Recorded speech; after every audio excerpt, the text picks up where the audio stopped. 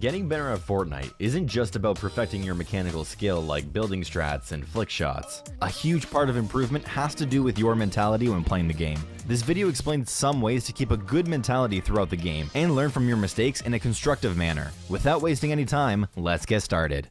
First, we're going to address the mistake a lot of players make: thinking solely about winning the game. With this thought process, unless you're winning a good percentage of your games, you're falling short of your goal most of the time. This can quickly lead to feelings of disappointment, frustration, or inferiority. It's more reasonable to think about winning each individual fight, which will not only help your mentality, but help you learn how to get better much faster. Think of a win as just a series of successful fights in a single game. As for each engagement, try to think of it as a test of skill between you and the enemy. One side will usually have some sort of an advantage to start out, but the great thing about Fortnite is that there's almost always a way to flip that advantage. You just have to find it. When you lose a fight, focus on how you could have played differently to flip that advantage, rather than spending all of your energy being mad at whatever went wrong.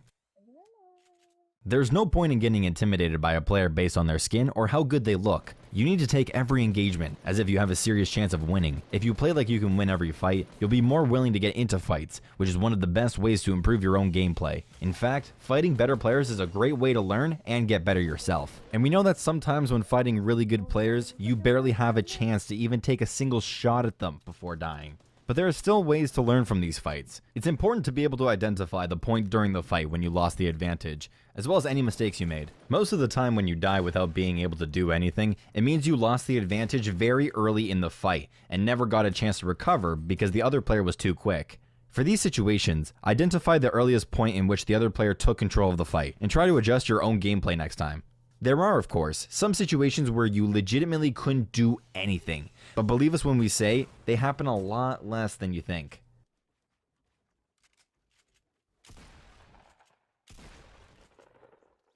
As a tangent from the previous tip, a big reason that some players tend to avoid engagements is because they don't want to die. Well, we've got news for you. You're playing a battle royale. This means that 99 out of 100 people in each lobby will die. You need to accept that this is an inevitability and recognize that few pros actually win 40% of their games or more.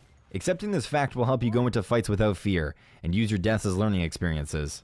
Trust us when we say we understand that some deaths can be uncontrollably frustrating. But there are two sides to that coin. Most of the time, these annoying deaths are also extremely funny when you look at it from the other perspective. Learning to laugh at yourself and finding humor in ways you die will help lighten your mood immensely and make you a lot more fun to play with.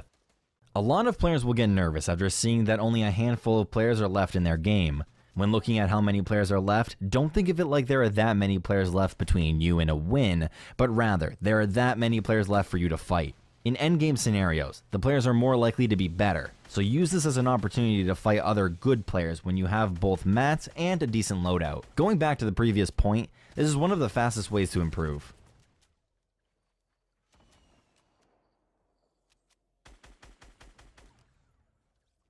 Whenever possible, it's important to have a plan for engagements. If an enemy gets jumped on, and you immediately follow with strong pressure, it can be hard to come up with a plan. For engagements like this, your best bet is to look at the fight in hindsight to figure out what went wrong, and then make a preemptive plan for the next time something like this happens. However, for engagements that you initiate, or for those that you find a chance to reset, you should have a plan before acting.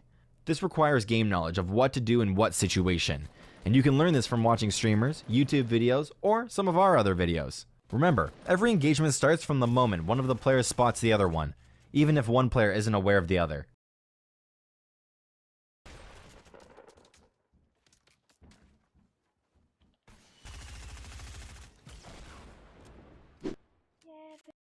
Finally, you need to have the mentality to practice what you learn. In Fortnite, it's one thing to know what you did wrong, but it's another thing completely to use what you learned in a real game. If in your last game you died to the storm and were like, I rotated too late, you should think to yourself in each game, okay, I need to be rotating by this time, and keep actively making the effort to do this until it becomes second nature.